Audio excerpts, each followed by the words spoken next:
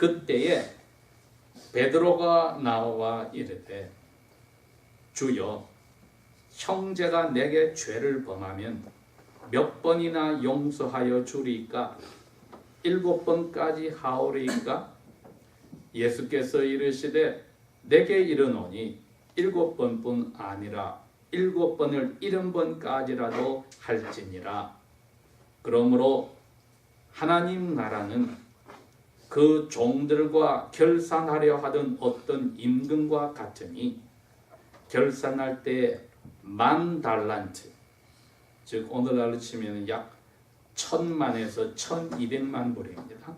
빚진 자 하나를 데려오매 갚을 것이 없는지라 주인이 명하여 그 몸과 아내와 자식들과 모든 소유를 다 팔아 갚게 하라 하니 그 종이 엎드려 절하며 이르되 내게 참으소서 다 갚으리이다 하거늘 그 종의 주인이 불쌍히 여겨 놓아 보내며 그 빚을 다 없이 하여 주었더니 그 종이 나가서 자기에게 100데나리온 빚진 동료 약 20불 정도 됩니다. 한 사람을 만나 붙들고 목을 잡고 이르되 빚을 갚으라 하매 그 동료가 엎드려 간구하여 이르되 나에게 참아 주소서 갚으리이다 하되 허락하지 아니하고 이에 가서 그가 빚을 갚도록 감옥에 가두거늘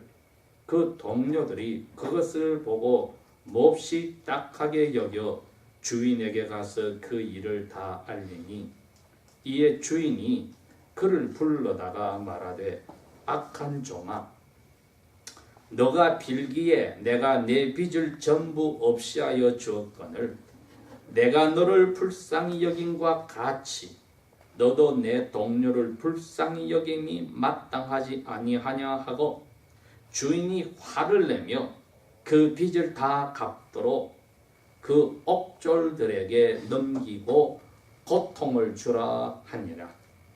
너희가 각각 마음으로부터 형제를 용서하지 아니하면 나의 하늘 아버지께서도 너희에게 이와 같이 하시리라. 아멘.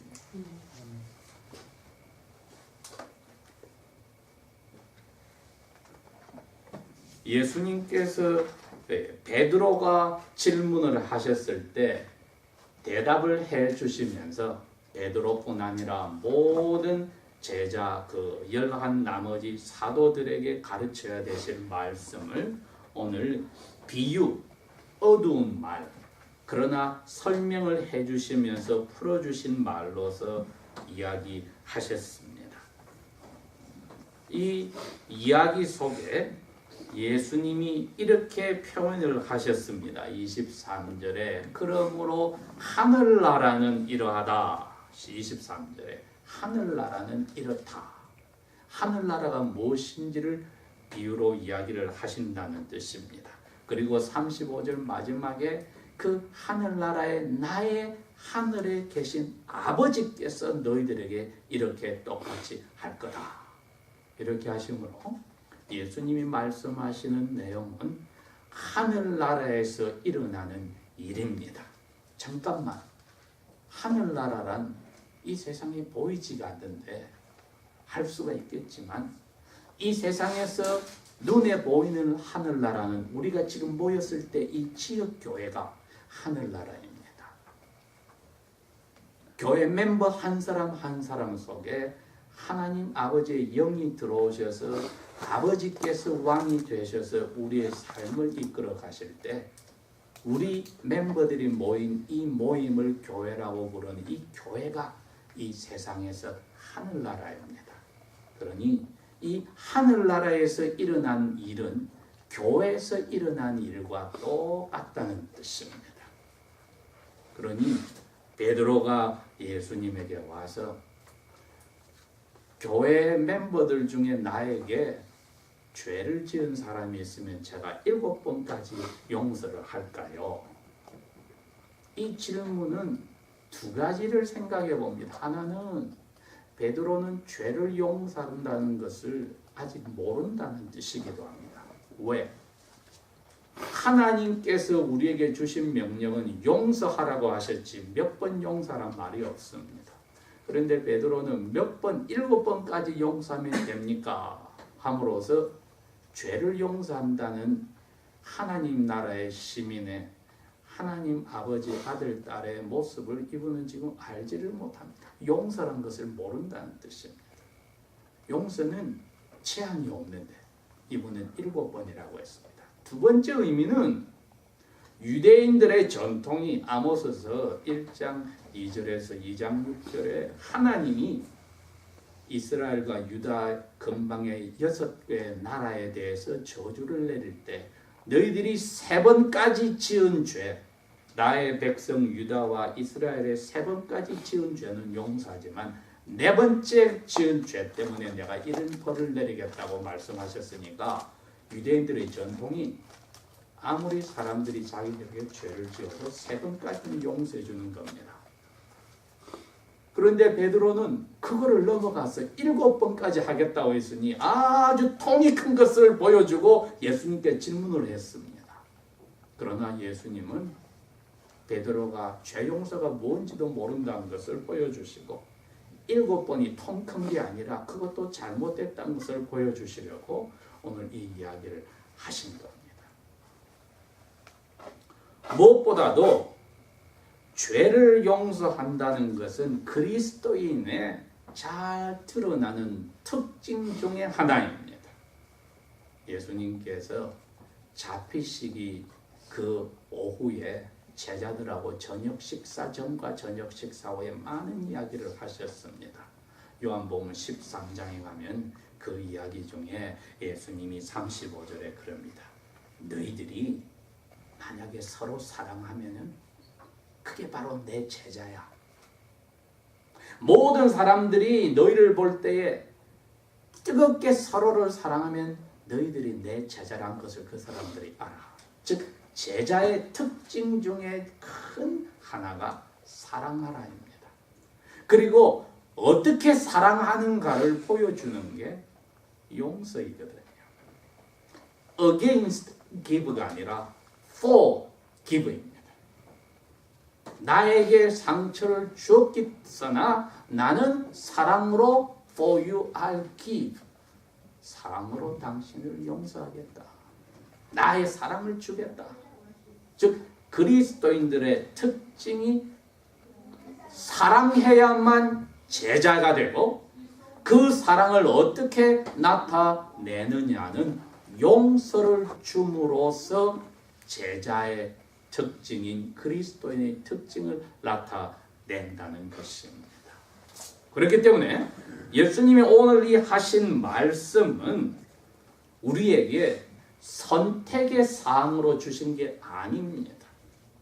용서를 해도 그만, 안 해도 그만이 아니라 용서를 하지 않으면은 35절에 나와 있는 대로 마음으로부터 용서를 하지 않으면은 나의 하늘 아버지께서도 너희에게 이와 같이 하시리라. 언제? 예수님 이야기가 그렇습니다. 왕이 자기 신하들 중에 빚진 사람들을 계산을 했다. 그날이 옵니다. 계산하는 날이 온다 이겁니다. 계산하는 날이 올 때 용서하지 않은 사람에게는 나도 너희를 용서하지 않겠다고 예수님의 이야기에서 아버지의 마음이 드러난 겁니다. 오늘 설교 제목을 제가 뽑아 놓았습니다. 용서받은 사람으로 용서하는가? 뒤집어 이야기하면 용서 안 받았으면 용서할 수가 없습니다. 용서할 줄은 모릅니다. 그러나 용서받은 사람은 용서받았기에 용서해야만 하고 용서할 수 있고 용서할 줄 압니다. 그래서 베드로와 나머지 11 사도에게 예수님이 우리의 삶 자체는 마지막 날에 하늘 아버지가 여기 임금처럼 자기 종들 앞에 빚 받는 것을 계산하는 날이 있다는 것을 밝혀준 겁니다. 그 날이 제자들의 특징인 사랑이 용서를 줌으로써 나타나는데 용서를 주었는지 안 주었는지 계산하는 날이 올 때에 죽정이처럼 지옥불에 타들어갈지 알곡으로 하나님의 나라의 아들, 딸로 인정을 받고 천사들의 섬김을 받으면서 살지를 결정하는 날이, 계산하는 날이 온다는 겁니다. 그러니 이것은 명령이고, 명령에 순종하지 않았을 때는 보이지 않는 하나님을, 보이는 형제를 사랑하지 않으면서 사랑한다는 것은 거짓이라고 하며 이것은 사탄의 자식이라고 사도 요한이 요한 1서에 밝혔듯이 이것은 우리의 영원한 생명이 왔다 갔다 하는 중요한 시금석이 되는 것입니다. 무엇보다도 이 용서는 우리의 영혼에 좋은 일입니다. 그리고 우리들이 모인 교회도 좋은 일입니다. 너무나 잘 아는 이야기입니다. 용서하라. 예수님의 처음 군중들 앞에서 무리와 제자들에게 하신 설교를 산 언덕에서 하신 설교를 산상보훈이라고 하는데 거기 마태복음 5장에서 7장 가운데 6장에 예수님이 제자들에게 너희들은 이렇게 기도해야 한다고 주님의 가르쳐 주신 기도가 6장 9절에서 12절에 적혀 있습니다. 6가지를 기도하게 되어 있는데 하늘의 아버지 이름이 거룩하여지고 하나님의 나라가 와야 하고 하나님의 뜻이 하늘에서 이루어지듯이 땅에서도 이루어져야 하는데 그 다음에 오늘날 우리에게 먹을 것을 주시고 5번째가 우리가 우리에게 죄를 지은 사람을 용서하였듯이 우리의 죄를 용서해 주십시오 하고 해놓고 주기도문을 다 끝내고 나서 6장 14절 15절에 부록으로 붙여놓으신 말이 죄 용서에 대해서 설명을 붙여놨습니다. 우리가 우리에게 죄 지은 사람을 용서했듯이 우리의 죄를 용서해 주십시오 해놓고 이 주님이 가르쳐 주신 6개의 기도 중에 5번째의 죄 용서에 관해서 설명을 14절 15절에 붙여놓기를 만약 너희들이 사람들이 너에게 죄를 지었을 때 그 사람의 죄를 용서하면은 하늘에 계신 아버지께서도 너희의 죄를 용서해 줄 거야. 너에게 죄 지은 사람들을 너희들이 만약 용서하지 아니하면 하늘의 아버지도 너희 죄를 용서 안 할 거야. 이렇게 함으로써 하나님의 자녀라고 하는 하나님 나라의 백성들, 천국 시민들의 행동 강령에 마음에서부터 결정이 나는 죄를 용서하지 아니하면 너희의 기도할 때 그 기도가 이루어지지 않아 너희들의 죄를 하나님이 용서하지 않고 너희들이 마음으로 형제의 죄를 용서하면은 하나님께서도 너희들이 기도할 때 하나님께 지은 너희의 죄를 하나님이 용서할 거다. 이렇게 예수님이 부록 설명을 붙여놨습니다. 그러니 주님이 가르쳐 주신 6가지 기도하라는 내용의 왜 5번째 죄 용서하는 것만 설명을 해 놓으셨겠습니까? 그 정도로 이게 우리의 영혼이 하나님의 나라에서 영원히 살거나 지옥불에 떨어지는 시금석이 되는 바로 이 테스트이기 때문입니다. 그런데 이게 쉬운 일이 아닌데요. 쉬운 일이 아니기 때문에 명령을 하셨습니다.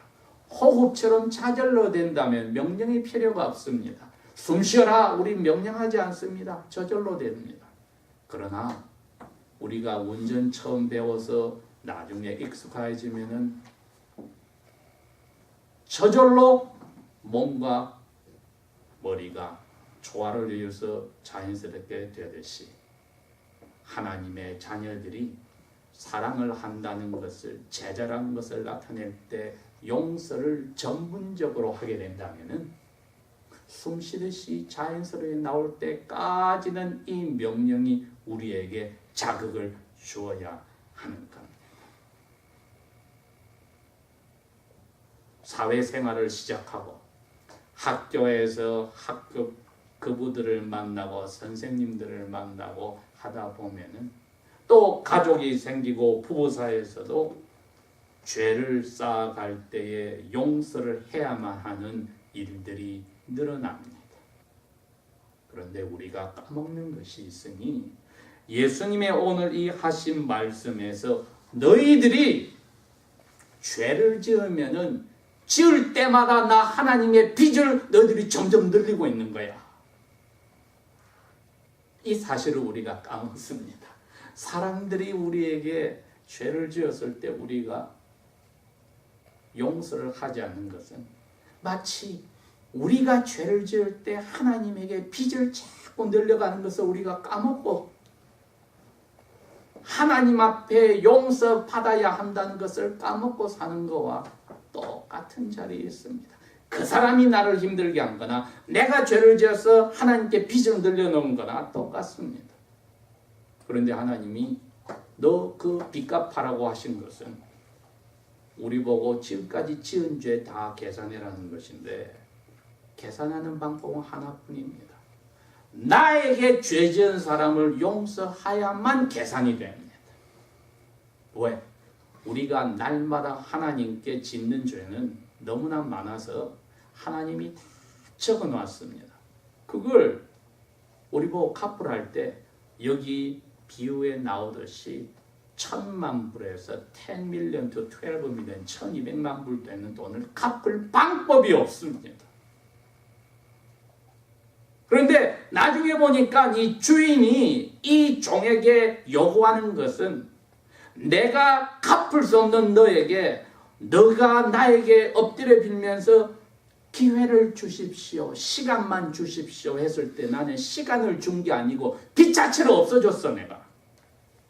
그러면 너에게 20불을 꾼 그 사람 너도 똑같이 인내할 뿐 아니라 그거 없애주면 안 돼?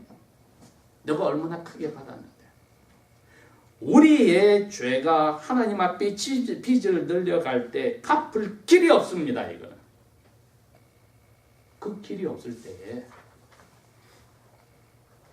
우리에게 죄 지은 사람에게 하나님이 볼 때는 별거 아닌 돈이 그거 우리가 갚아버리면 용서해줘버리면 우리가 하나님 앞에 일생 동안 지은 죄 그 빚을 하나님이 없는 것처럼 해준다는 겁니다. 계산이 그렇게 됩니다. 그걸 하지 않았을 때는 이 노예처럼 감옥에 넣어서 우리 한국말에는 빼버렸습니다. 그를 옥졸들에게 넘기니라 끝난 게 아니고 옥졸에게 넘겨서 톨처리 다 갚을 때까지 고문을 시켜라. 실제로 예수님 당시에 그리스와 로마 문화에는 있는 일입니다. 빚을 갚지 못한 사람에게 고문을 시켜서 빚을 갚은 계산하는 방법이기도 합니다. 그럼 이 사람 견디지를 못합니다. 예수님께서 마태복음 6장에 또 5장에 그 이야기를 하셨습니다. 21장에 너희들이 제단의 예물을 가지고 여호와께 바치러 가다가 누구하고 사이가 안 좋은 거 기억나? 그러면 예물을 그 자리에 두고 제사 지내기 전에 돌아가서 그 사람하고 화해를 해라. 용서를 하고 받아라. 그 다음에 와서 예물을 예배를 해라. 그 이야기하심으로 예수님은 어떻게 하든지 이 죄를 용서한다는 것이 앞으로 당신의 제자들이 만들 교회의 특징의 가장 중점에 있다는 것을 보여줍니다. 사랑한다는 표현은 용서를 함으로써 나타나야 한다. 가깝게는 부부 사이에서, 부모와 자녀 사이에서, 가족의 형제 자매 사이에서, 친구들과 학교에서나 직장에서나 사업장에서나 하나님이 특별히 가족으로 부른 교회에서 내가 용서를 주어야 될 자리에 있을 때 하지 않는 것은 하나님이 나를 용서하지 않을 무서운 그러한 자리에 들어가는 빠른 길이다. 그걸 꼭 집어내서 예수님께서 설명하신 것입니다. 너에게 20불 빚진 사람 너가 안 갚는다고 목을 잡아서 감옥에다 넣고 그 갚을 때까지 그게 가두겠다고? 내가 너에게 1200만 불이나 되는 돈을 용서한 것을 생각한다면 너는 갚을 능력이 없는데 내가 뻔히 능력이 없으면서 기다려달라고 너가 입에 발린 이야기를 했을 때 내가 너를 용서했다면 너는 이 사람에게 20불 눈 감아주는 것 정도는 마땅히 해야 하지 않느냐. Isn't it necessary for you? 마땅히 해야 하지 않느냐고 하시면서 우리 사회에서 상처를 주고받았을 때 마치 천하의 이것보다도 더 큰 일은 없는 것처럼 우리가 과대망상에 빠지는 죄에서 벗어나라고 합니다. 진짜 큰 죄는 하나님 앞에 우리가 죄를 지으면서 빚을 늘어나가는 것을 예수님을 죽이지 않고는 해결되지 않을 정도로 큰 돈인데 큰 빚 우리는 갚을 방법이 없습니다. 그래서 예수님이 내가 너에게 서로 사랑하라는 명령을 주었으니 이 사랑은 용서를 함으로써 빛이 나느니라.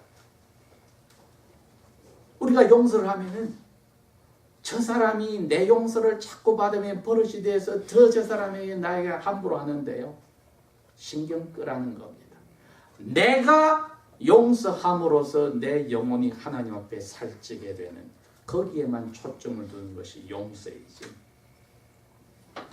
저 사람에게 내가 용서를 해서 그 사람이 나에게 더 함부로 하고 더 죄를 짓는 것은 하나님과 그 사람이 해결할 문제이나 내 영혼은 내가 지은 죄 때문에 아버지께서 심판날에 계산할 것을 생각한다면 그것이 해결되기 위해서라도 용서를 내가 해야만 하는 의무가 있으니 이것은 주님이 주신 아름다운 비결입니다. 내가 용서를 받았습니까? 그걸 깨달았습니까? 그러면 사람 사이에, 특별히 교회에서 교인 사이에, 부부 사이에, 가족 사이에, 친구 사이에 일어난 것 용서하지 않고는 되지 못하는 그 선한 양심 성령께서 계속 소유하게 하셔야 합니다. 기도하겠습니다. 우리에게 주신 삶, 하나님 나라의 시민의 표시인 것이니 사랑함으로 제자는 알듯이 그 사랑을 용서함으로써 아버지를 영광스럽게 하는 저희들이 되게 하여 주십시오. 아버지의 사랑이 성령님을 통하여 풍성히 우리 마음을 사로잡아 주님 만날 때 두려워 떨지 않게 이끌어 주십시오. 예수님 이름으로 감사 기도합니다. 아멘.